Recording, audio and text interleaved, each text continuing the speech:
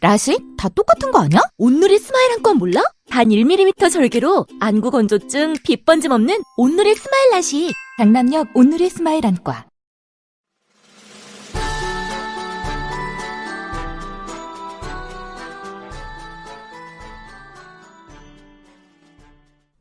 네, 안녕하세요. 오늘 또 이렇게 바쁜 12월 연말 평일 낮에 이렇게 우리 3명의 부모들이 이렇게 마포 어딘가에 모였습니다. 그죠?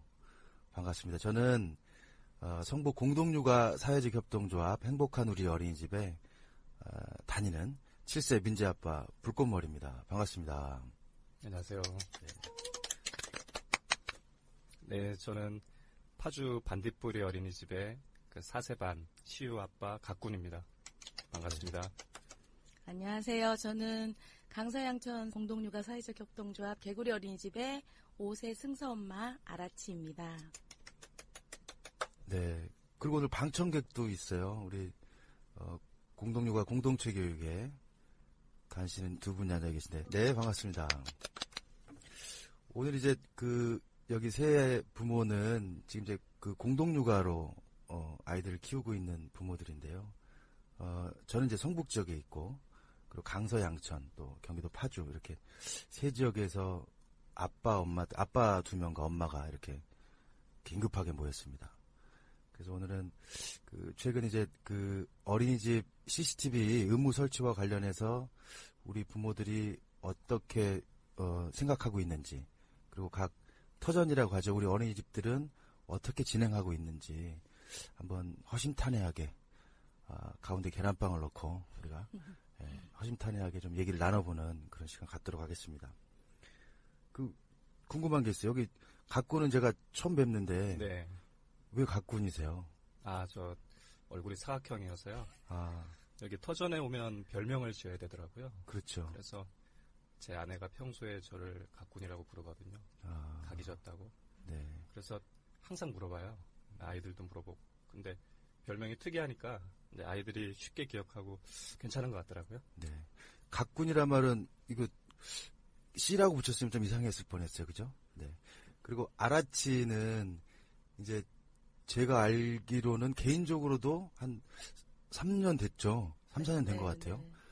공동육아 공동체 교육에는 회원단체로 속한 전국적으로 우리 공동육아 어린이집과 방과후 2년에 한 번씩 모여서 우리 한마당 같은 걸 하는데 아마 그때 또 뵙고, 또 무슨 우리 공동육아 공동체 교육에서 하는 좀 예민한 사안에 대해서 갑자기 모여야 되는 회의, 요때 좀 뵌 것 같고요. 아라치는 이게 씩씩한 엄마다. 또 그전에 또 사무국에서도 또 열심히 또 일을 하셨고, 지금은 페미니즘에 빠지셨다고 제가 아까 들었는데요. 그래서 어떤 일 하시는지. 한국 여성의 전화라고요. 네. 공동육아에서 배운 거를 거기서 더 이제 여성들 그리고 평등한 사회를 위해서 일하는 여성주의 상담 활동가로 일하고 있습니다. 아까 공동육아를 양에 안 차서 이제 페미 쪽으로 빠지셨다고 그래가지고. 네, 아무튼 반갑습니다. 지금 이제 올해 12월 18일부터 법령에 따르면 모든 어린이집에 CCTV가 의무적으로 설치가 된다고 하더라고요. 저희가 이제 법을 전공하거나 각자 하는 일이 다르잖아요. 저는 이제 개인적으로 영화 만드는데 아마 제 또래의 어떤 아빠들보다도 영유아보육법에서 제가 좀 많이 알고 있는 것 같아요. 근데 이제 올해 4월 30일 날 이제 국회에서 법안이 통과됐어요. 그래서 모든 어린이집에는 의무적으로 CCTV를 설치해라. 12월 18일까지. 그래서 그 CCTV 설치 업체로부터 로비를 받은 국회의원들이 그런 짓을 벌인 건지 아니면 어떤 건지. 그래서 이게 어린이 아이들을 키우고 있는 대한민국의 부모들한테 할 수 있는 게 이 정도인 것 같은데, 정부가요, 그죠? 이걸 각군께서는 인문학 쪽에 공부도 하고 계시고 조예가 깊으시다고 그랬는데 방향이 이렇게 흘러가면 안 되는데. 아, 그래요? 이런 상황을 아까 뭐라고 그러셨죠? 이게 인문학적으로다가. 인문학적으로는 땜빵이라고 표현을 하는데요. 아, 땜빵이군요. 네. 정부가 이러한 문제에 대처하는 방식이 국민들의 불안을 이용하는 거잖아요. 근데 우리가 생각해보면 언제 불안을 느끼고 공포스럽냐. 제가 보기에는 정보가 부족하기 때문에 그렇거든요. 상대방에 대해서 잘 알지 못할 때. 가령 제가 종종 강의 때 이제 비유를 드는 게 외계인 그러면 어떤 이미지가 떠오르시나요? 외계인 그러면. 저는 그냥 긴 손가락 뭉툭한 ET밖에. 네. 네네. 저도 그러네요. 외계인 그러면 좀 흉측한 모습으로 대부분 묘사를 하잖아요. 그렇죠. 그죠? 그게 우리가 몰라서 어떤 두려운 존재로 생각을 하기 쉬운데 저는 그것과 좀 비슷하다고 생각을 해요. 네. 그래서 이 상대방에 대한 불안이나 사태에 대한 어떤 두려움, 공포 이런 것을 해소하는 방법이 첫째는 상대방에 대해서 잘 알든가 사태에 대해서 투명하게 알든가 이게 한 가지 방식이고 또 하나 방식이 이제 규제죠. 네, 강력한 규제로 그것을 땜빵식으로 처리하는 건데 지금 정부에서 취하는 방식이 이제 안타깝게도 후자여서 저는 안타까움을 느끼고 있죠. 그래서. 혹시 아라치는 지금 이제 공동육아 사무국에도 있었고 또 2명의 아이를 키우고 있는 또 부모시고 지금은 이제 여성의 전화에서 또 일하고 계시고 거기 또 무슨 방과후도 사회적 협동조합이 되었나요? 이제 전환해야 돼요. 네. 일반 협동조합. 이런 일들을 하고 계신데 혹시 이제 이런 부모들 특히 이제 엄마들은 또 엄마들끼리 또 아빠들보다는 또 친숙하게 얘기를 많이 나누시잖아요. 그러면 왜 이렇게 CCTV가 어린이집에 의무적으로 설치돼야 된다라고 법까지 만들어서 이렇게 하고 있는지 엄마들은 뭐 그런 불안감이 좀 있을 것 같아요. 그죠? 그렇죠. 작년에 생각해보면 저는 TV를 많이 보진 않는데요. 작년에 유독 기억나는 장면은 그러니까 세월호 때 그 장면들이 계속 반복됐던 거 하나하고 작년 말에 그 인천 어린이집 아동학대 사건 그게 굉장히 저는 대비가 돼요. 그 두 가지 화면이 유독 TV에서 많이 노출이 됐었고 그러면서 부모들이 우려의 목소리들이 굉장히 높았고 그러니까 저도 그 TV를 제 의도와 무관하게 모든 곳에서 다 만날 수 있었어요. 그 아동학대 장면들을. 그러면서 세뇌 당하는 거죠. 이거는 문제가 있다. 어린이집에 그렇죠. 우리 아이도 이렇게 피해를 받을 수 있겠다. 학대를 받을 수 있겠다. 그런 것들이 알게 모르게 좀 각인이 됐었다는 생각이 들고요. 그러면서 이제 CCTV 의무화라는 법안으로 사실은 정부에서부터 목소리가 이어졌다고 생각을 해요. 근데 그 장면을 봤을 때 저희는 좀 다르게 생각했던 부분들은 있었던 것 같아요. 그러니까 일단은 저희는 공동육아 어린이집을 운영하면서 실제로 믿고 우리가 아이를 같이 키우는 문화를 만들어 왔기 때문에 저거는 분명히 그 안에서 뭔가 소통이 잘 안 되고 있거나 그런 부분이 있다라고 생각을 했기 때문에 그냥 우리의 두려움보다는 전체적으로 이렇게 두려움을 조장하는구나 뭐 이렇게 판단하면서 실제로 총회나 이런 자리에서 좀 그런 얘기들을 많이 했던 것 같아요. 그래서 정말 필요한가? CCTV가 필요한가? 필요하면 뭐 우리가 전체적으로 다 이거를 의무화하는 게 맞는가? 뭐 이런 얘기들을 하면서 저희는 사실은 필요하다는 사람도 있었고 사태를 지켜보자는 사람도 있었고 아니다. 우리의 문제가 아니다. 이건 공동육아의 문제가 아니라 전체 우리 삶의 문제다. 그러면서 사실은 엄마들만이 아니라 아빠들 참여가 별로 많지 않았던 아빠들도 사실 목소리를 많이 냈어요. 이 기회에 분명히 이게 공동육아만이 아니라 전체적으로 CCTV 의무화가 대안이 아니다라는 거를 분명히 우리가 목소리를 내야 된다 이렇게 얘기하시는 분들도 많아서 저는 사실 되게 좀 의외였어요. 어떻게 보면 결론은 믿고 맡기는 어린이집, 우리 공동육아는 괜찮다. 우리는 이 수준으로 가면 된다. 이렇게 결론이 날 줄 알았는데 우리 어린이집만이 아니라 다른 어린이집도 문제가 CCTV가 대안이 아니기 때문에 이거는 우리가 적극적으로 문제를 제기하자 뭐 이런 얘기들이 많았던 것 같아요. 네.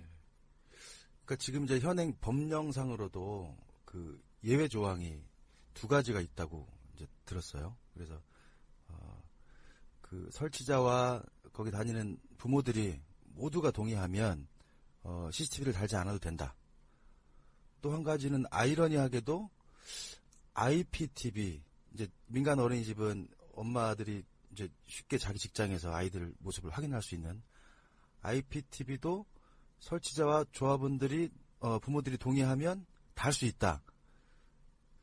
뭔 말인지 모르겠지만 아무튼 이 두 논리가 있는데 아마 지금 여기 모인 우리 파주의 반딧불이, 강서양천의 개구리, 그리고 이제 성북 공동육아의 행복한은 다 냈나요?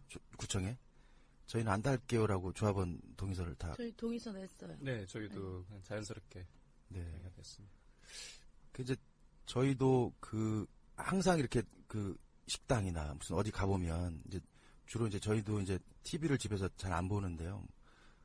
고장났다고 맨날 우리 아이는 알고 있고, 그 TV를 안 보는데, 이렇게 이상하게 또 TV를 볼 수 있는 그런 장소에 가면 늘 그런 흉측한 일들이 되게 선정적으로 보도가 돼요. 그래서 뭐, 아이를 키우는 부모건, 그냥 일반 시민들이건, 야, 우리나라 어린이집이 정말 문제 있구나. 또, 모두가 문제 있다고 생각하고, 또 우리나라 보육교사들이 전부 다 막 그런 어떤 범죄에 노출돼서 마치 우리 아이, 우리 손자, 우리 조카를 저렇게 폭행하고 저렇게 할 것 같은 느낌으로 선정적으로 보도를 하잖아요.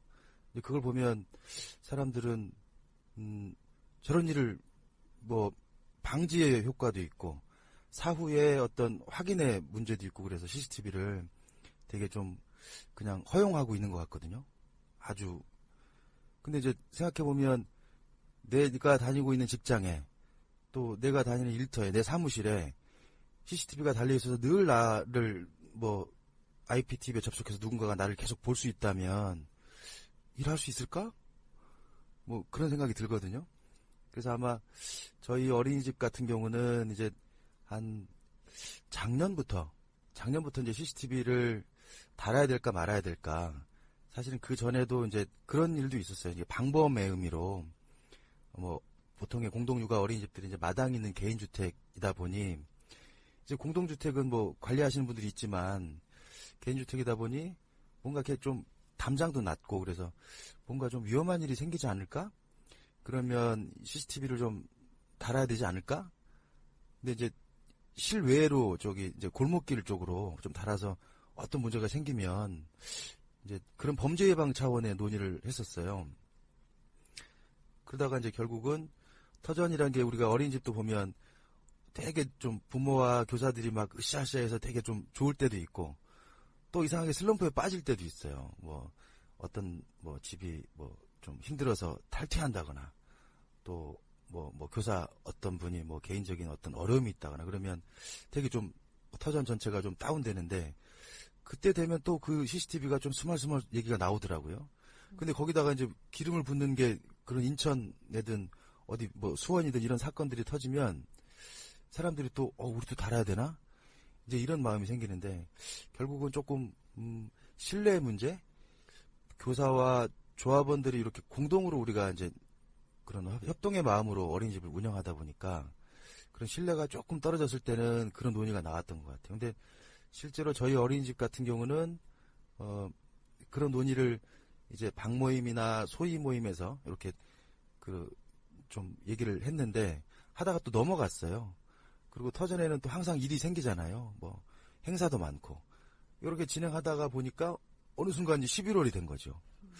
그래서 아마 깊은 논의나 토론은 부족했어요. 부족했지만 그래도 지금 우리 그 어린이집 부모들은 그 어린이집 내부에 CCTV를 달아서 우리 아이의 뭐 행동을 보고 싶다, 또는 뭐 교사의 어떤 그 보육 활동을 보고 싶다 이렇게 하지는 않거든요. 근데 그 와중에 이제 제가 그 논의 과정에는 아마 이걸 뭐 그러면 기술적으로 봉인하는 방법도 있지 않을까? 뭐 이런 얘기도 있었고, 그러니까 의무적으로 설치해야 된다라고 했을 때는 그럼 아무도 못 보게 하면 되지 않을까? 그러면 뭐 백업의 문제, 뭐 여러 가지 뭐 하드웨어적인 문제도 했었어요. 근데 그건 깊은 얘기였고 무엇보다도 CCTV 설치 의무화 법안이 통과되었다고 하고 시행된다고 하지만 우리 터전은 달지 말자라고 하는 게 이제 조합원들이 동의한 거고, 그래서 서류를 저희가 11월 달에 다 구청에 제출해서 저희는 이제 그 CCTV를 달지 않아도 되는 그런 어린이집이었거든요. 혹시 그 파주 반딧불이는 논의가 어떻게 인문학적으로다가 잘 정리가 이런 되나요? 방향으로 흐르면 안 되고요. 글쎄요, 저는 좀 원론적인 얘기를 좀 하자면, 네. 저는 이 사태의 본질이 개방성이라고 생각을 해요. 정보 개방성. 정보 개방성만 확보되면 두려움은 당연히 잦아들고, 그리고 여러 가지 대처할 수 있는 방법이 생긴다고 하는데, 제가 아직 1년 차라서 네. 잘 모릅니다, 공동육아. 한 3년 차 되신 것 같은데. 네. 네. 근데 여기 오기 전에 공동육아를 하면서 뭐가 좋고 뭐가 안 좋을까 쭉 따져봤어요. 그랬더니 뭐 자잘하게 좀 불만도 있지만 커다란 장점이 있더라고요. 그게 뭐냐 하면 개방성이에요. 개방성. 그러니까 교사가 뭘 하고 아이들이 뭘 하는지 항상 알 수 있다는 거죠. 통로가 너무 많아요. 그렇죠. 지나치게 많아요. 너무 노출돼 있어요. 너무 노출돼 있어요. 네네네. 그래서 저는 그게 참 힘들었습니다. 상반기 때. 음. 웬 모임이 그렇게 많은지. 그렇죠. 때 되면 방모임 하죠.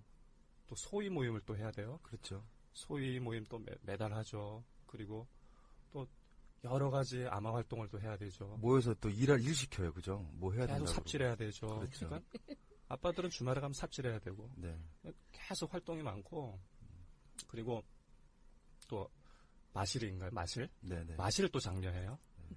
그래서 내향적인 사람들은 또 마실 가는 것도 마음에 부담이 되고 아무튼 여러 가지로 좀 불편했어요. 네. 불편하고 힘들고 왜 이렇게 활동이 많은가 했더니 이제 아직 1년은 안 됐지만 이제 돌아보면 그게 다 개방성을 확보하는 과정이었더라고요.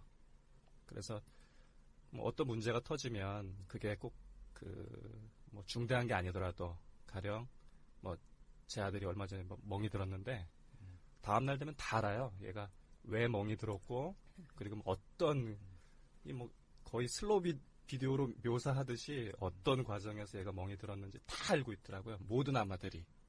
그러니까 그런 게 저는 개방성이라고 생각하거든요. 그래서 개방성을 확보하는 방법 중에 최악이 감시죠. CCTV. 네.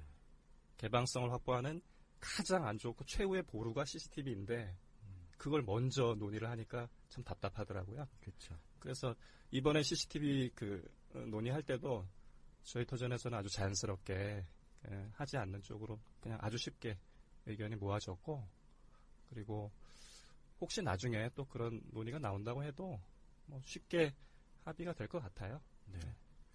그 CCTV 설치 의무 이거 안 지키면 뭐 어느 지자체는 인가가 취소되고 벌금은 사실 우리 좀 돈 모아서 내면 되는데 인가를 취소당하면 우리의 존립 근거가 없어지니까 참 위험하다고 생각했어요.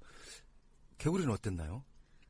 갖고는 그걸 개방성이라고 얘기했는데 저는 공동육아에서 어쨌든 CCTV 의무화를 반대하고 그것들을 우리가 합의를 할 수 있었던 이유는 사실 저는 이제 다른 말로 부모 참여라고 생각을 하는데요. 그러니까 우리가 어쨌든 부모 참여라는 형태 속에서 그 안으로 깊숙이 들어가잖아요. 어린이집에서. 그래서 교사로서 일일 아마로 활동하면서 사실은 저희는 교사들이 어떤 일을 하는지 구체적으로 몸으로 겪잖아요. 그게 뭐 1년에 한 번이 됐든 4번이 됐든. 그 과정에서 교사가 어떤 환경에서 내 아이가 어떤 환경에서 서로 소통하고 어떻게 생활하는지를 아는 거는 굉장히 중요한 과정이었다는 생각이 들어요.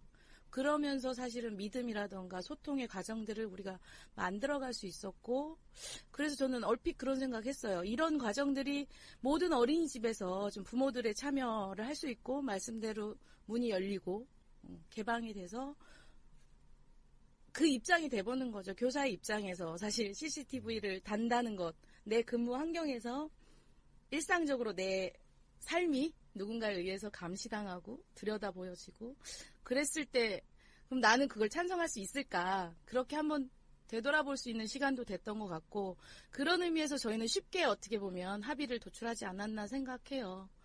가장 먼저 그 아동학대 그 CCTV 그 TV 화면을 봤을 때도 그게 제일 먼저 떠올랐던 것 같아요. 내가 저 사람이었다면 어땠을까? 우리는 그런 돌아볼 수 있는 교사 입장에서 서로를 돌아볼 수 있는 그런 환경과 구조를 만들어냈고 그것이 이제 부모 참여 형태였다는 생각이 들어요. 네. 저도 지금 떠오르는 게 아마 활동할 때요. 네. 제가 사세반 교사가 돼서 하루 종일 생활해 본 적이 있는데 그 창작의 고통이 한 10배쯤 되더군요. 크리에이티브가 필요해요. 아이들이랑 놀라면, 그죠? 네, 맞아요. 크리에이티브도 필요하고 몸도 고되고 그리고 어떤 옷을 입혀야 되는지 뭐 아무튼 모든 게 참 힘들더라고요. 그러니까 한번 경험하고 나니까 교사 입장이 되고 나니까 조금 더 이 일부분만 봐서 판단해서 안 되겠다는 생각이 들고 가령 CCTV로 어떤 특정 장면이 촬영이 됐다. 그럼 사실이잖아요. CCTV로 촬영된 거니까. 네네. 그런데 아니더라고요. 네. 맥락이 다 있는 거니까 그렇죠. 어떤 맥락에서 보느냐에 따라서 그거를 나쁘게 해석할 수도 있고 달리 해석할 수도 있으니까 그게 참 위험하더라고요. 그렇죠. 우리가 하원할 때 이렇게 어린이집 문을 열고 딱 들어갔는데 어떤 선생님이 우리 아이를 놓고 훈육을 하고 있어. 네, 그런 혼내고 상황 있어. 많이 있죠. 그러면 이제 새로운 신입조합원들은 이제 그런 고민들을 가끔 털어놓을 때가 있거든요. 저도 이제 한 2달 전에 이제 통합방 모임을 했었는데 거기는 뭐 이제 곧 몇 달밖에 안 된 부모부터 이제 졸업을 앞둔 이제 되게 연차 있는 또 부모들까지 같이 이렇게 이제 모든 토론을 했는데 이제 그런 고민이 있는 부모들도 있더라고요. 근데 이제 자기 아이든 또 누구든 그 혼나고 있으면 그 전에 이제 맥락이 있어요. 그리고 또 그렇게 해야 되는 이유가 있고 그런 것도 있고 또 이제 저는 이제 그런 생각도 들더라고요. 어떤 아이가 막 개구쟁이처럼 놀고 있고 어떤 뭐가 혼란스러워. 근데 쟤는 내 아이가 아니야. 어떡하지? 벌써 우리 아이 같았으면 팔을 딱 잡아서 하원할 때 이렇게 있는데 우리 아이가 아니고 다른 아이가 있을 때 어떻게 혼내지? 혹시 내가 혼내고 있다가 그 부모가 오면 어떡하지? 근데 이런 마음이 드는데 이제 어느 순간 좀 시간이 지나가면 이제 우리 조합원들이 이제 아이들을 키우면서 조합원들 간의 신뢰도 당연히 생기고 또 믿음도 생기고 그래서 이제 좀 혼내도 그걸 그 해당하는 부모가 쓱 모르는 척하고 지나가지고 그것도 우리가 위로해주면 되잖아요. 그러니까 이제 그런 게 아마 우리 공동육아 어린이집의 큰 장점일 것 같아요. 지금 그러면 가꾼내 그 사세방은 몇 명이나 있어요? 저희는 저희 방이 6명. 6명이네. 네, 6명 있죠. 네. 네. 아, 2반인가요? 네, 2반입니다. 이렇게 재정 확보가 확실하구나. 그죠? 위로 쭉쭉 올리면 되니까, 그죠? 근데 또 나중에 졸업을 하면 12명이 또 한꺼번에 빠지기 때문에 신입조합원 뽑는데 또 문제도 있고 그렇죠. 네. 그렇더라고요. 그러니까 어느 해가 이렇게 인원이 많으면 네. 또 이게 이들이 졸업을 착 해버리면 네. 또 잠깐 이제 좀 인원이 적어서 터전이 좀 재정적으로 조금 어려움이 있을 때가 있더라고요. 아라치는 이제 큰애가 5학년이라고. 4학년이요. 4학년, 이제 5학년 올라가나요? 네. 지금 방과후 보내고 계시고. 방과후 보내고 있어요. 거기 방과후에는 몇 명이나? 저 13명이요. 13명. 방과후 중에 13명이면 좀 좋은 거 아닌가요? 짱짱한 거 아닌가요? 저희는 이제 작년에 새로 만든 거라 이제 자리를 마을에서 잡으려고 하고 있고요. 좀 어린이집하고 좀 거리가 있고 다른 마을에 있어서 이제 그 마을에 좀 정착을 해야 돼요. 네. 두 군데 두 탕을 뛰시려면 네. 힘드시겠어요. 네. 저희도 성북에도 이제 그 방과후가 있어요. 한 5, 6년 전에 이제 한 10년 전에 생겼다가 없어졌다가 다시 또 5, 6년 전에 또 다시 생겼다가 조금 이제 지금 많이 힘들어지고 있는데 저희 아이도 이제 내년에 이제 졸업하고 초등학교를 가야 되니까 방과후를 어떻게 할까? 보내야 될까? 말아야 될까? 계속 고민 중에 있습니다. 아무튼 그러네요. 이게 뭐 CCTV 얘기하기로 했더니 뭐 다들 이게 답이 뻔해가지고 그죠? 근데 저희 애가 CCTV라는 말을 알아요. 5살 아이가. 아, 그래요? 그래서 저는 좀 되게 의아하고 놀랐는데 그게 작년에 이어서 올해 계속 CCTV라는 말이 회자되고 이러다 보니까 아이들이 우리 어린이집에는 없지만 이미 알고 있어요. 그게 뭔지. TV나 뭐 이런 데서도 범죄 영화든 뭐 그런 TV 드라마든 해서 CCTV라는 게 사실 우리 일상의 영역에 많이 들어와 있잖아요. 그래서 좀 한편으로는 지금 우리는 CCTV라는 것을 일상의 어쨌든 감시 체제에 인식하고 좀 반대하고는 있는데 우리가 아닌 대다수에게는 CCTV라는 건 좋은 것, 긍정적인 것. 그러니까 이게 인권 침해라는 부분에서 좀 이해가 서로 좀 다른 것 같아요.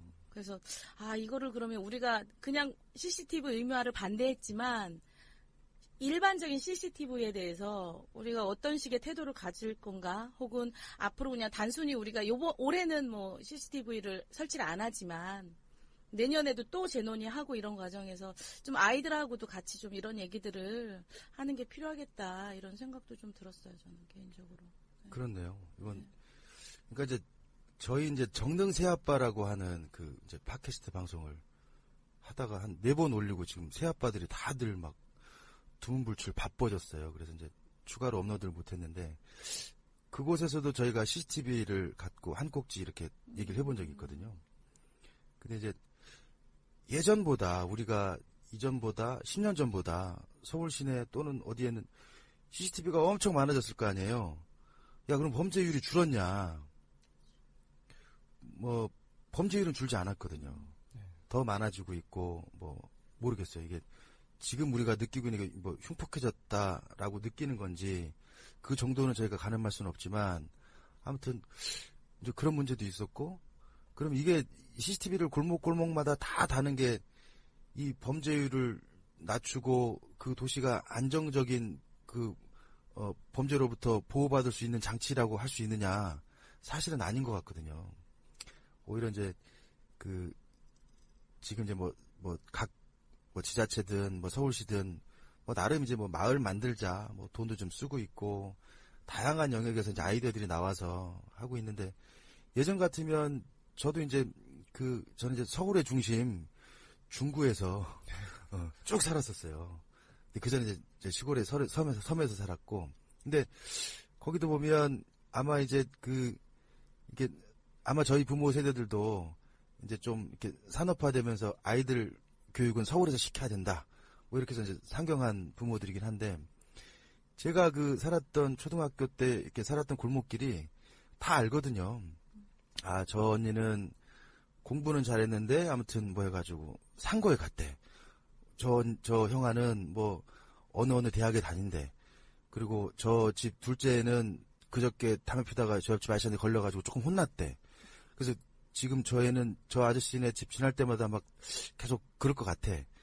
또 누구는 중학교 2학년짜리가 어디서 오락하다가 했대.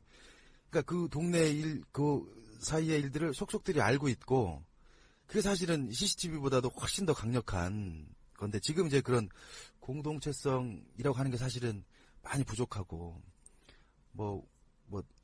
흔히들 얘기하잖아요. 옆집에 누가 사는지, 어떤 일이 있는지, 이걸 잘 힘든데, 그래서 저희 정릉 새아빠들 사이에서도 의기투합해서 아이들 이야기를 아빠들의 눈과 입으로 좀 수다를 떨어보자 했는데 실제 새아빠들의 의견이 조금씩 틀리더라고요. 그래서 이제 공동육아 어린이집은 이제 부모와 교사가 이렇게 합의하고 우리는 없어도 할 수 있어. 할 수 있지만 이걸 일반화해서 민간 어린이집이든 가정 어린이집이든 좀 적용할 수 있을까요? 어떻게 생각하세요? 좀 옛날 얘기를 좀 하겠습니다. 네네. 제가 중학교 2학년 때 1987년입니다. 네. 계산을 하지 마시고. 계산되네요, 바로. 그때 제 인생에서 아주 충격적인 일이 벌어졌는데 그게 학교에 보면 이 스피커가 있지 않습니까? 네네. 그래서 교무실에서 지시사항을 전달하고 그런데 1987년 중2 교실에 마이크 기능이 포함된 스피커가 달리기 시작했어요. 어디 좋은 학교 다니셨나 본데? 지금 일반화된 겁니다. 그래요? 그래서 이쪽에서 말을 하면 교무실에 들려요. 교실에서 누가 떠들고 욕하고 그러면 담임선생님이 알 수 있는 거죠. 서로 선생님 얘기하면 호출되기도 하고. 그래서 저희는 거의 충격에 빠졌어요. 우리가 말하고 있는 걸 교무실에서 언제든지 들을 수 있다는 거. 그런데 시간이 조금 더 지나니까 그게 그냥 일반화돼 버렸어요. 그래서 당연히 교무실에서 우리의 소리를 언제든지 들을 수 있다는 것이 그냥 일반적인 것이 돼버렸어요. 지금 초중고에서 지금 그러고 있다고요? 그거는 저는 자세하게는 모르지만 많이 보급돼 있죠. 그런 사항이. 그래서 저는 아까 아라치 얘기를 들으면서 어떤 생각을 했냐면 사회의 기본값이 조금씩 안 좋은 쪽으로 바뀌고 있는 것 같아요. 네. 비유를 하나 하자면 제가 잡지에서 읽은 건데요. 네덜란드에서는 장기 기증률이 아주 높아요. 교통사고가 나거나 그래서 사망을 하면 바로 장기 기증 순서로 진행이 되는데 뉴질랜드나 우리나라는 장기 기증률이 아주 낮습니다. 왜냐하면 서로 기본값이 달라요. 네덜란드는 특별히 장기 기증을 하지 않겠다는 서약을 하지 않으면 하겠다는 걸로 간주를 해요. 사회에서. 그래서 그냥 가만히 있으면 사망 후에 장기 기증이 자연스럽게 됩니다. 그런데 우리나라나 뉴질랜드가 가장 좀 엄격하다고 하는데 본인이 장기 기증 서약을 했어도 나중에 유족들이 반대를 하면 또 못해요. 유족들 동의까지 얻어야지 할 수 있다고 하더라고요. 기본값이 다른 거죠. 글쎄요, 뭐 어떤 기본값이 더 좋다고 말하기는 좀 어렵지만 기본값을 불신해 둘 거냐. 그냥 서로 믿지 못하는 게 자연스러운 세상의 이치인데 그냥 서로 믿지 못하는 것을 기본값으로 두고 정책을 세울 거냐.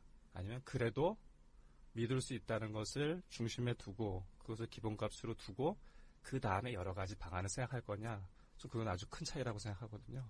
그래서 일단은 서로 믿는 상황에서 여러 가지 방안을 찾아본 다음에 정 안 되면 CCTV가 하나 방안은 될 수 있겠죠. 최후의 방안. 그런데 지금은 앞선 여러 가지 상황을 전혀 고려하지도 않은 상태에서 이 가장 나중에 검토해야 될 것부터 먼저 검토를 하니까 그게 참 안타까워요. 이게 논의가 자꾸 이제 사적인 대화로 갔다가 각군께서 딱 각을 잡아주시네요. 네. 아마 이제 그 어린이집의 그 사건 사고들이 그러면 왜 일어났을까? 이걸 사실은 고민해야 되는 거잖아요.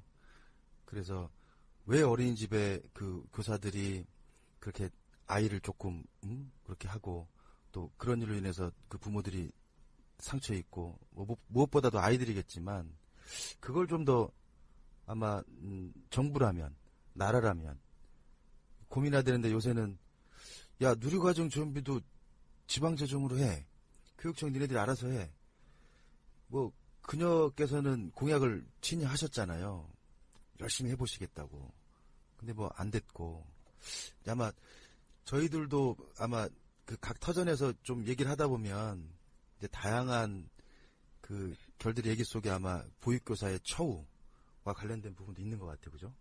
어차피 어린이집에서 하루 종일 아이들을 이렇게 보육하고 있는 보육교사들에 대한 이해가 사실은 아까 각군도 말씀하셨지만 우리 공동육아 어린이집들은 뭐 그렇다고 부모들이 뭐 일과 중에 막 수시로 들어갈 수 있는 건 아니잖아요. 근데 대신 등원할 때 이제 직접 이제 아이의 방에 데려다 줘야 되고 또 하원할 때도 교사와 눈을 마주치면서 또 데리고 가고 그러면서 이제 정말 오픈되고 개방적인 이제 어린이집 운영하다 보니까 그런 신뢰가 있는 것 같고 아마 그런 부분에서 그죠? 그 보육교사들을 또 많이 또 알아치는 주위에 보셨을 텐데 그쵸? 그런 문제들이 해야지 이게 그런 문제들이 더 안 생기고 이 CCTV 논의가 안 나올 것 같은데 그죠? 그렇죠. 저도 옛날 얘기를 하면요. 네, 공동육아 오기 전에 네. 그러니까 처음 첫 아이 가졌을 때 보육 문제가 어쨌든 가장 큰 고민이잖아요. 그래서 주위 사람들한테 막 물어봐서 그래도 제일 좋다는 어린이집을 소개를 받았어요. 처음에는 사실 집이 개구리 어린이집하고 가까웠는데 신랑이 반대를 해서 공동육아 선택을 못했어요. 그냥 평범하게 키우자. 공동육아를 신랑도 오해를 했던 거죠. 야, 우리 수준에는 갈 곳이 아니다. 그래서 부모님 도움도 받고 그리고 인근에서 제일 그래도 믿고 맡길 수 있다고 해서 국공립 어린이집을 찾아서 또 이사를 해서 갔었어요. 그래서 좋다고 해서 갔어요. 근데 제가 그때 아이가 10개월이었으니까 되게 어린 나이였고 그래서 제가 그때도 저는 부모 참여에 대한 관심은 있어서 막 운영위도 들어가고 운영위원장도 하고 막 그러긴 했었어요. 근데 운영위원장을 해도 운영위가 뭐 1년에 2번인데 정말 형식적으로 10분 정도밖에 안 했고, 그리고 저는 좀 목마르더라고요, 소통이. 그러니까 방모임이나 이런 형태가 없으니까 1년에 한 2번 정도 그냥 부모들 초대해서 그냥 공연 같은 거 보여주는 정도. 근데 이제 제가 봤던 선생님들 보면 항상 9시, 제가 바로 어린이집 옆집에 살았기 때문에 9시, 10시까지 불이 켜져 있었어요. 그러니까 늘 뭔가 환경미화를 위해서 늘 잔업을 하시더라고요. 잔업이 아니고 야근을 하시더라고요. 예. 그거 보면서 저는 그래도 가까이 살아서 교사들하고 얘기를 많이 했었는데 되게 좋은 선생님이고 되게 따뜻하게 아이를 보시지만 너무 노동 강도가 세더라고요. 그러니까 10시까지 기본적으로 다 근무를 하시니까. 그래서 이건 뭐 하나의 예인데, 그러면서 다시 이제 공동육아로 선택을 하게 돼서 왔는데, 이제 제가 만났던 교사들은 사실 국공립이 제일 좋다고 하지만 실제로 야근하는 업무가 많고 가장 큰 거는 이제 아동대 교사 비율이겠죠. 교사 대 아동 비율.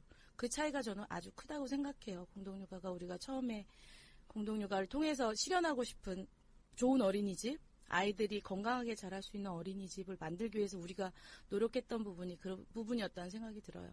교사 대 아동 비율을 좀 줄여서 정말 아이들도 잘 보고 교사들도 교사답게 일할 수 있는 환경을 만들자. 그래서 부모들이 어쨌든 그 안으로 들어가서 교사들이 재교육할 때나 어쨌든 쉼이 필요할 때 그것들을 좀 같이 나눌 수 있는 그런 어린이집으로 저희가 만들었던 것 같고요.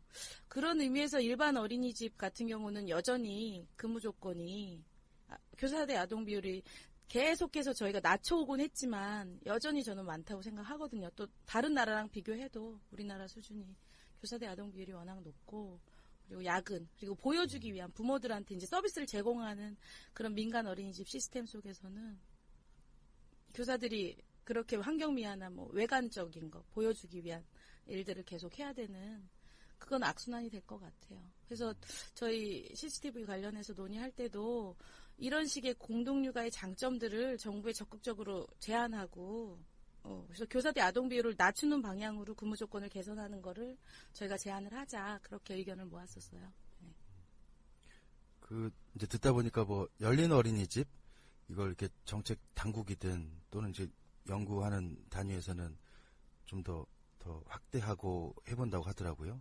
그래서 지금 이제 운영위원회를, 저는 이제 일반 어린이집을 안 다녀봤지만 보통 뭐 1년에 2번이 의무인데 횟수를 뭐 4회로 의무화하자.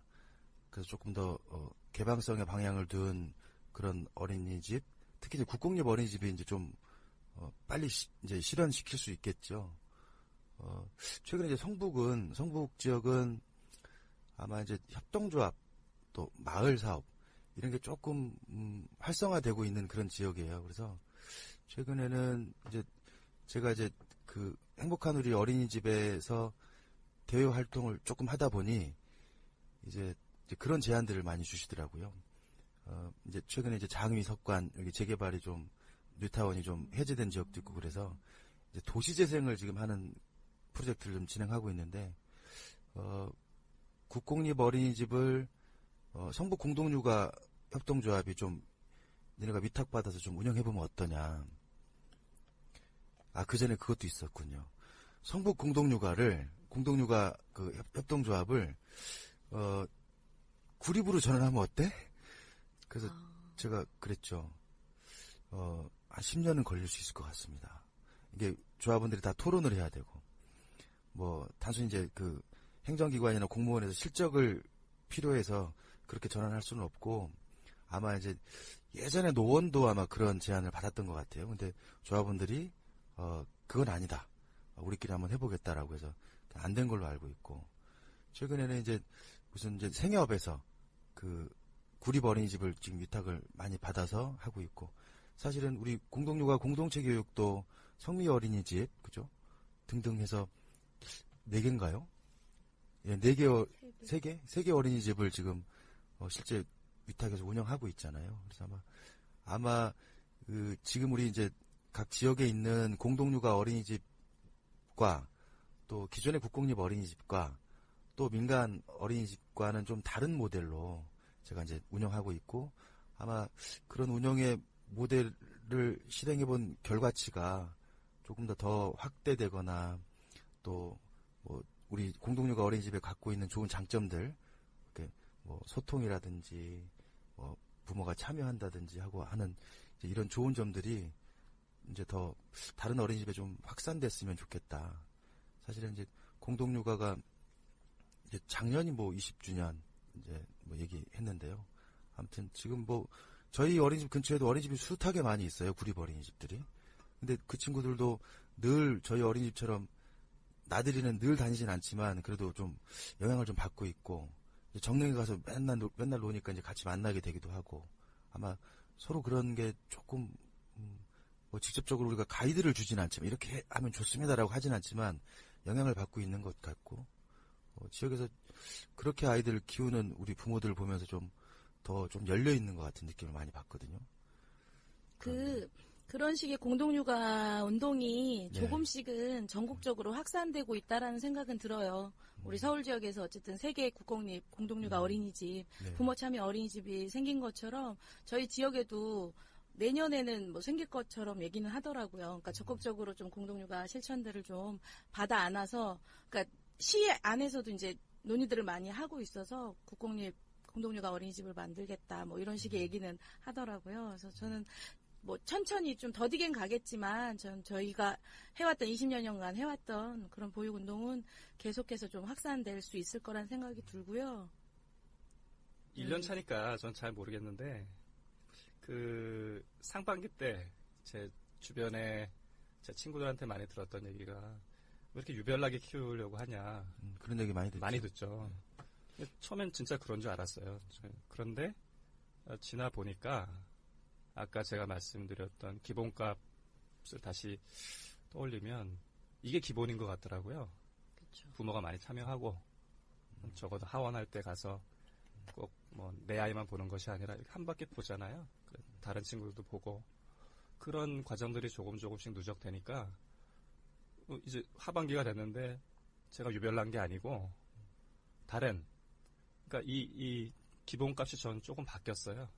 그래서 이 공동육아 어린이집이 조금 더 확산이 돼서 이게 기본값으로 검토되는 쪽으로 가는 게 옳다는 확신을 점점 갖게 됐죠.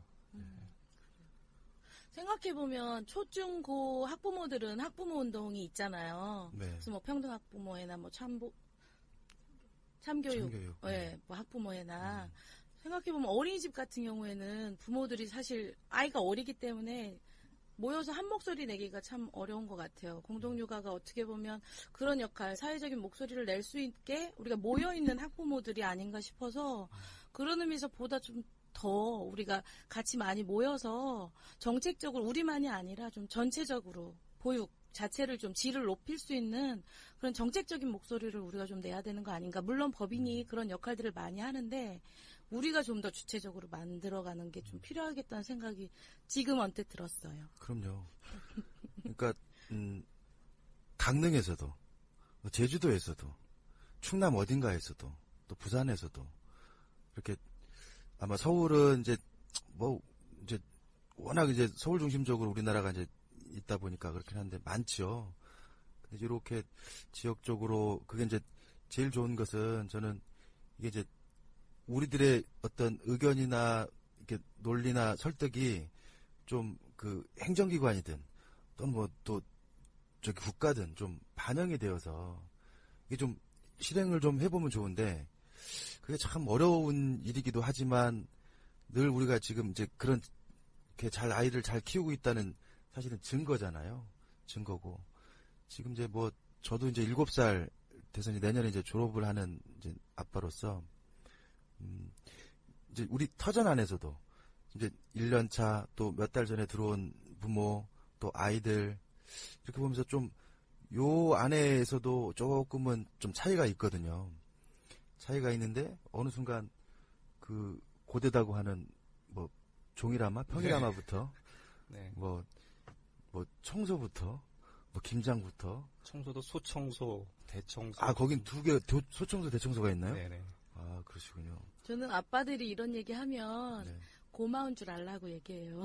아, 그래요? 저는 이게 우리 삶의 질을 높이고 우리를 성장시키는 노동이라고 생각하거든요. 그럼요. 특히 아빠들이 그 역할 속에서 얻는 것이 저는 이 사회에서 돈 주고 살 수 없는 정말 값어치 있는 노동이고 함께 할 수, 우리가 이렇게 터전을 같이 만들어내고 운영하면서 얻는 거는 정말 돈으로 살 수 없는 거라고 생각해서. 예.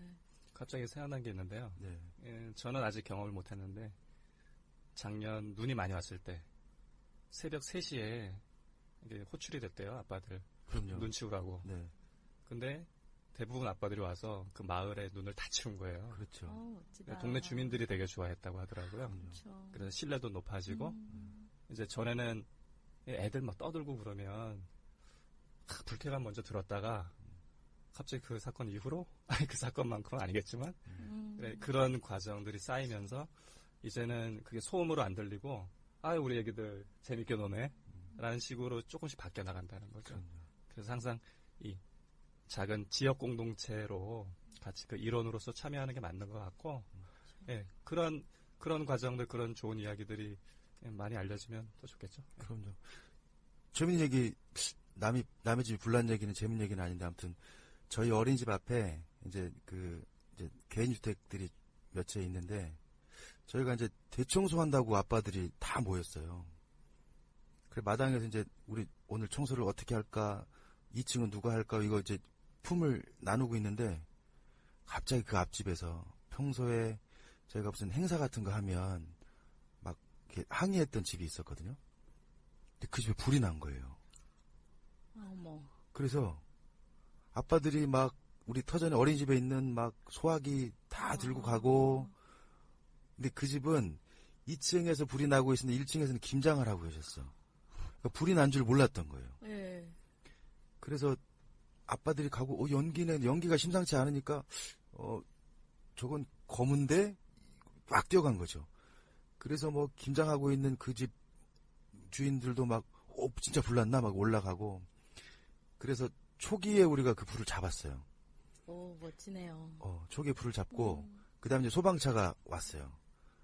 소방차 아저씨 오셔서 할 일이라고는 이제 잔불 끄는 것, 그리고 이제 그 집이 홀라당 안 탔어요. 그래서 아마 내부만 좀 타고 이제 그 참에 그냥 또 며느님의 소원대로 인테리어를 하시더라고요. 근데 그 집이 이제 저희한테 좀 항의도 하고, 사실은 아이들이 늘 마당놀이도 하고 하니까 엄청 시끄럽죠. 그래서 이제 저희가 뭐 철마다 무슨 행사 있거나 하면 떡이든 무엇이든 늘 그 집이 첫 번째인데, 그리고 한 1년 반 정도는 우리한테 항의를 안 하셨어요. 근데 이제 한 2년째 되니까 이제 좀 조용히 하라고 했는데, 그리고 저희 이제 어린이집도 이렇게 좀 경사가 있거든요. 근데 겨울에 눈이 오면, 글쎄 뭐 보통 아빠들이 이제 뭐 SNS로 막 호출도 하지만 늘 빗자루 들고 가죠. 가서 어차피 이제 우리 아이들이 등하원 하는 길이고, 또 우리는 이제 통학버스 봉고차를 안 하잖아요. 공동육아 어린이집은 늘 이제 자기 가족의 이제 안내로 와야 되니까. 그러니까 이제 이 길을 내가 안 닦아 놓으면 뭐 당장 뭐 나도 아침에 등원시키기 힘들지만 다른 어떤 누군가의 엄마가 이 골목길을 운전하고 왔을 때 힘든 거잖아요. 그래서 하다 보면 그 마당 앞이 아니라 그 동네 전체를 치우게 돼요. 그래서 그렇죠. 동네 아저씨들이 이제 거기 이제 어르신들도 많이 사시는데 참 젊은 사람들이 말이요. 어디 봉사단이야? 뭐 이런 거예요. 그래서 작년에 이제 저희가 하다가, 야, 우리 행복한 우리 어린이집 쪽기를 하나씩 만들어서 아빠들이 눈 치울 때는 이렇게 하면 어때? 뭐 이제 이런 아이디어도 나오긴 했어요. 그래서 아마 이제 그 마을, 지역, 뭐 공동체, 뭐 이걸 우리가 아이를 키우면서 손수 우리가 실천하고 있는 건 아닌가? 그리고 사실은 아까 이제 보통의 어린이집 터전들이 한 뭐 엄마 아빠 합치면 뭐 한 5, 60명 되잖아요. 네. 근데 한 동네에 5, 60명의 친구가 빅뱅처럼 퍽 생기는 거예요. 그래서 오늘도 지금 아침에 출근하고 있는데, 여기 오고 있는데 이제 상출한 아빠가 문자가 카톡으로 왔어요. 저희 정릉새 아빠 오늘 송년회 어떠신가요? 그러니까 이런 거죠. 아마 이제 서로 다들 바쁘니까 나를 막 잡아야 되는데, 뭐 이런 모임도 있고, 또 엄마들끼리도 또 하고, 아까 우리 각군께서 말씀하셨는데 마실이라고 그죠? 네. 이렇게 아마 엄마 아빠가 출근이 늦으면 우리 아이는 다른 아이의 집에 가서 밥 먹고 씻고 놀고 있고 엄마 아빠가 퇴근이 더 늦어지면 흔히들 뭐 자고 오기도 한다고 하더라고요. 아직 이제 저희 애는 뭐 워낙 아빠를 좋아해가지고 뭐 저랑들 자지만 아무튼 저희는 33개월 때 네. 이른바 잠마실을 했죠. 아, 최연소였어요. 빨리 하셨네요. 네. 잠마실. 네. 기본값이 좀 틀리시네요. 그런 것 같아요. 저희 며칠 전에 그 눈쓸기 비상대책위원회 채팅방이 개설이 됐습니다. 아, 그래서 이제 대기하고 있죠. 아, 그래서 새벽 3시 올지 4시 올지 모릅니다. 바로 가야죠. 반딧불이 어린이집이 떠오르네요. 저희는 비대위가 있어야 될 것 같긴 해요.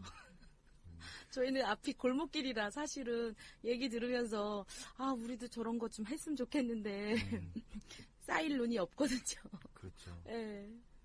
부러워요. 저희 경사진 넓은 있거든요. 운동장. 아무튼 그리고 또 이제 그 부모들이 이렇게 좀 참여하고 하다 보니까 아까 이제 그 교사협대 아동 비율 얘기했잖아요. 그러니까 이제 뭐 터전마다 조금 상황은 틀리지만 저희 어린이집 같은 경우는 그 누리과정 그 보조교사까지 하면 한 7분이 계시거든요. 근데 아이들이 26명이란 말이에요. 그러면 7428 맞죠? 아무튼 4명도 안 되게 이렇게 그렇게 따지면 그래서 조금 더 아이들한테 더 이제 좀 세심하고 정성스러운 보육이 되고 있고 그러니까 이걸 아주 이렇게 민간 어린이집에 어디에 이렇게 적용하면 사실은 힘들잖아요. 뭐 법정 그 인원보다 훨씬 작은 그래서 뭐 가끔 적자도 가끔인가 매해 나지만 적자 나면 또 우리 17반에서 또 보전하고 하지만 그런 문제가 좋은 점이 있는 것 같고 또 아마 이렇게 부모들이 이렇게 참여하고 소통하면서 은연중에 아이들한테 이렇게 민주주의를 가르치고 있는 것 같거든요. 자기 발언하는 어떤 모습 또 참여해서 어떤 뭐 이렇게 선거 과정도 아이들이 뭐 우리는 감추려 하지만 그들이 보잖아요. 좀 6, 7세 되면 누가 이 세상 됐대 난 누구 이런단 말이죠. 막 이런 얘기도 하고 그래서 아이들한테도 그런 어떤 민주주의를 나름 즐겁게 뭐 이렇게 큰 무리 없이 이렇게 좀 자연스럽게 알고 있는 것 같고 그래서 오히려 그런 게 아마 우리가 하고 있는 그 공동육아 보육에 좀 큰 좋은 점이 아닌가 이런 생각이 더 듭니다.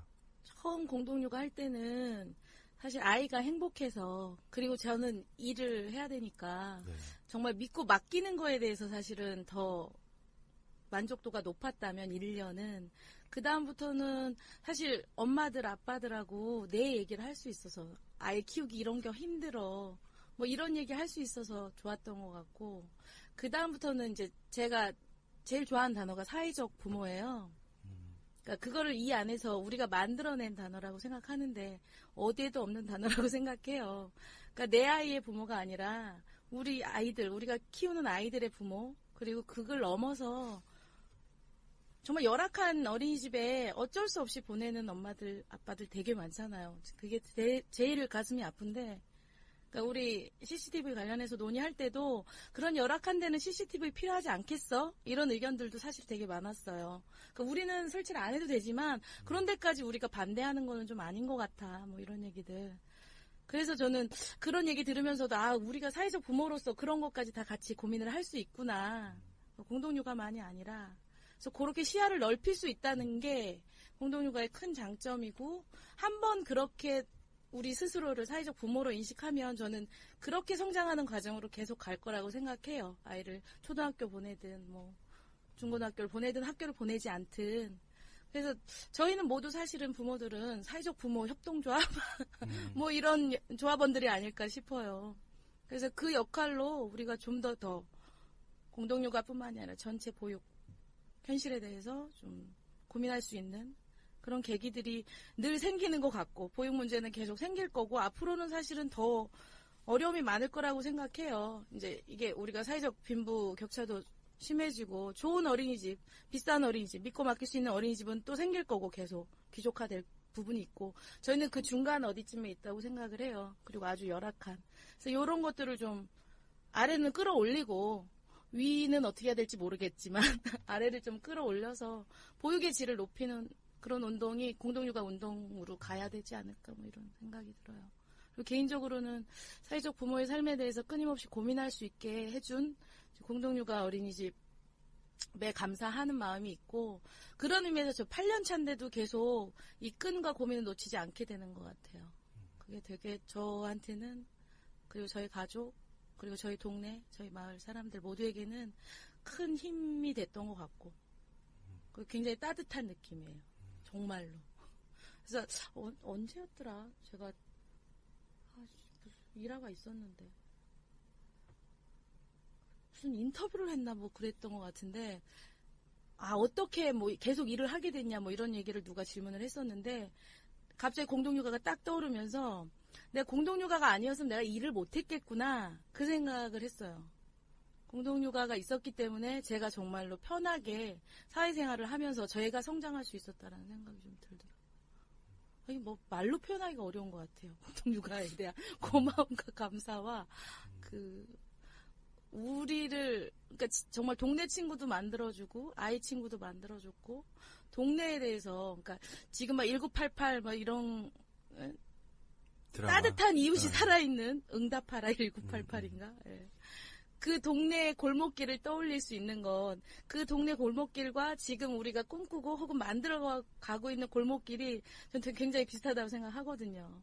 뭐 왔다 갔다 하면서 계속 만나잖아요. 일상적으로 동네 사람들 만나고 반갑고 그래서 같이 뭔가를 계속 만들 수 있고 소모임도 만들고 같이 텃밭도 하고 그리고 이제 저희는 이제 공동주택까지 가는데 공동주택을 아까 얘기 들었는데 지금 하고 계신 거예요? 네, 그래서 설계 끝나고 내년에 입주. 그래서 8가구가 거의 한 8년 정도 같이 생활했던, 8년 정도 이제 정말 아기 때부터 서로 만나서 키우고, 개구리에서 키우고 이제 봉제산 방과후 같이 만들고, 그러면서 또 그 마을에서 새로 또 들어오신 분들하고 같이, 그러니까 공동육아 식구만이 아니라 그 마을에서 사셨던 분들하고도 또 같이 해서 공동주택을 짓게 됐고요.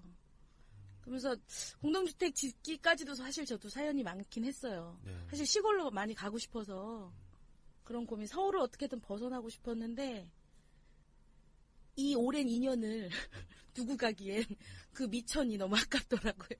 맞아요. 이 무형의 이 가치를 내가 포기할까 말까. 도시에서 계속 살 건가 말 건가. 근데 이걸 선택했죠. 사람을 선택한 거죠. 네. 오늘 아라치 안 불렀으면 무지하게 서운할 뻔했어요. 그죠? 그래서 자랑하고 싶어요. 나는 사람을 선택했다. 네.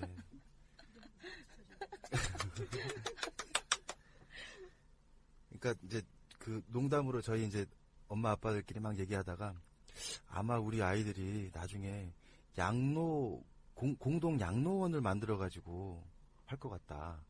그러면 애들끼리 야 민재야 불꽃놀이 또 오줌 쌌대. 죽겠어. 뭐 술 먹지 말라 그랬더니 뭐 맨날 식빵이랑 상추랑 올려가지고 맨날 술 먹고 늦게 들어와가지고 혼났어. 뭐 야야 저기 뭐 불꽃은 간수치가 어떡하니? 뭐 이제 이런 얘기를 할 수도 있지 않을까? 이제 하는데 이제 아마 이제 공동육아를 통해서 방과 후 또는 공동주택 뭐 또는 이렇게 마을 타운 이런 걸 하는 분들도 계시더라고요. 참 부럽기도 하고 일단 아무튼 부럽습니다. 그죠? 가꾼이 이제 아마 이제 올해 등원 처음 하신 건가요? 그렇죠. 네. 이제 공동의 겨울을 넘겨보셔야지 진정한 1년으로. 눈 한번 쓸어봐야죠. 네. 아마 이제 보시고 아마 제가 중간인 것 같아요. 아라치 이제 8년째 하고 계시고 아마 하시면서 힘든 일도 있고 사람들이 하는 일이라서 또 지칠 때도 있고 근데 또 의지가 되고 또 얘기하거든요. 무엇보다도 이제 아이들을 중심에 놓고 사고하기 시작하면 사실은 큰 문제 없이 잘 이제 돌아가더라고요. 그렇습니다. 요거 한번 정리 쭉 마무리하고 우리가 이제 이게 송년이니까 뭐 이게 가족일 수도 있고 또는 우리 아이일 수도 있고, 뭐 선생님일 수도 있고, 뭐 이렇게 각자 인사말을 좀 송년 인사말 비슷하게 한번 하면 어떨까요? 마지막 엔딩 할 때는, 그죠? 누가 하실 거예요?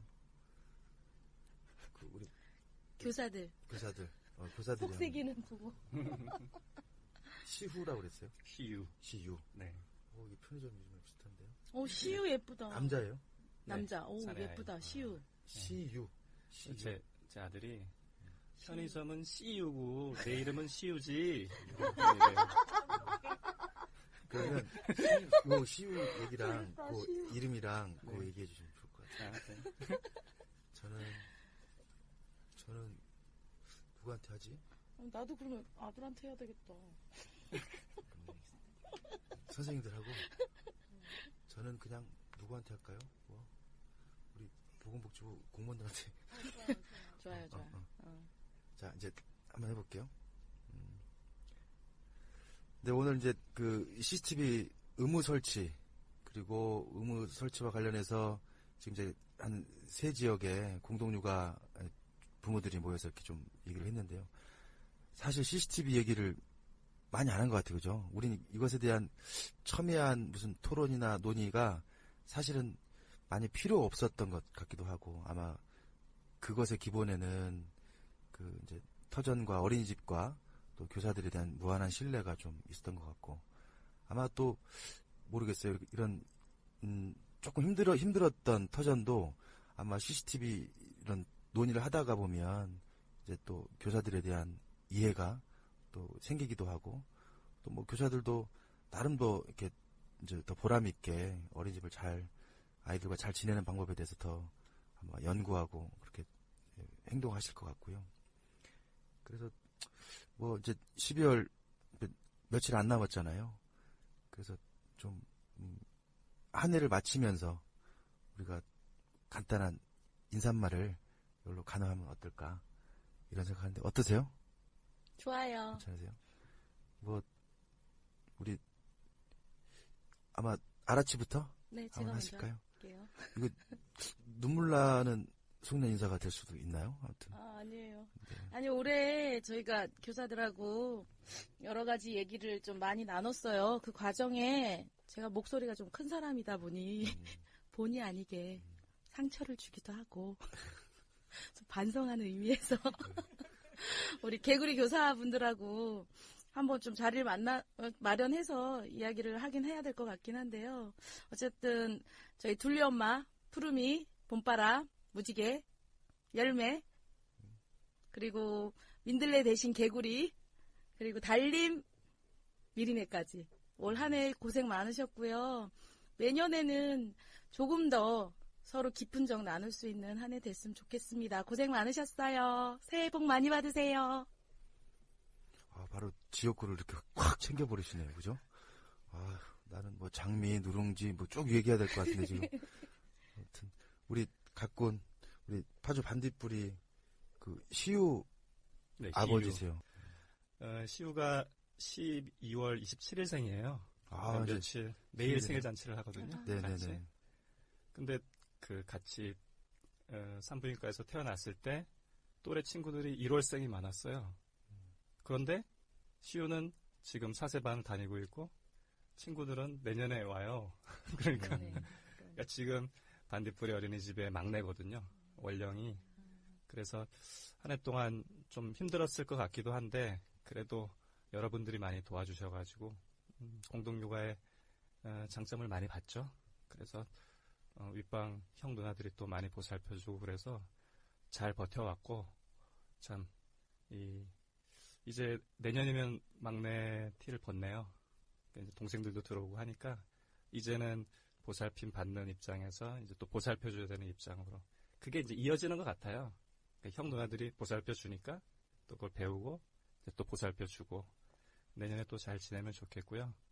네, 뭐 간단하게 송년 인사를 마치겠습니다. 고맙습니다. 네. 그게 아직 4살이 공동육아의 진정한 맛은 그죠? 그렇죠. 저도 이제 그런 얘기를 많이 들었어요. 그 이제 기존의 선배 조합원들한테. 근데 졸업식 날 사람들이 이렇게 많이 울더라고요. 그래서 저도 사실은 이제 되게 감성적이고 눈물이 많아서 아마 이제 우리 민재는 이제 7세, 내년에 2월 달에 졸업을 하는데, 졸업잔치 할 때 어떻게 손수건을 목에다 걸고 있어야 되나 지금 걱정이에요. 그래서 아무튼 그동안 이제 3살 때부터 3, 4, 5, 6, 7 이렇게 한 5년 동안 이제 행복한 우리 어린이집 만나서 그렇게 좋은 선생님들 그리고 또 좋은 어른들 같이 또 생활했는데, 아무튼 졸업하게 돼서 내년엔 또 씩씩한 초등학생 될 우리 아들 최근에 또 염색을 또 해가지고 아무튼 그래가지고 붕어빵이에요. 네. 제가. 불꽃머리인가요? 네, 저랑 불꽃머리는 아직 안 됐어요. 얘는 아직 불꽃머리는 안 됐는데 염색을 해가지고 이게 큰일 났다. 근데 뭐 그렇게 위험하다고 생각하진 않고 있고요. 그래서 민재가 초등학생이 되어서 아마 또 졸업식 날 동생들한테 또 좋은 얘기 해주지 않을까. 그리고 뭐 파주도 사회적 협동조합 됐나요? 네. 그래서 아마 저희 세 터전이 다 이제 그 전에 이제 공동육아 협동조합 이렇게 해서 이제 어쩌면 이제 법인격이 없는 그냥 임의단체였는데 저희가 이제 사회적 협동조합으로 전환이 됐어요. 보건복지부가 처음에는 막 안 해줬잖아요. 해줘 떼쓰고 계속 뭐 이렇게 공동육아 공동체 교육 또 기타 준비하는 터전들이 아무튼 준비해서 계속 했더니 아무튼 사회적 협동조합으로 전환을 인가해줬고, 그래서 아마 각 터전마다 지금 뭐 등기든 뭐 아마 기타 등등의 업무로 좀 바쁘신데요. 아무튼 우리 보건복지부 또 고생하셨네요, 그죠? 네, 아무튼 그래서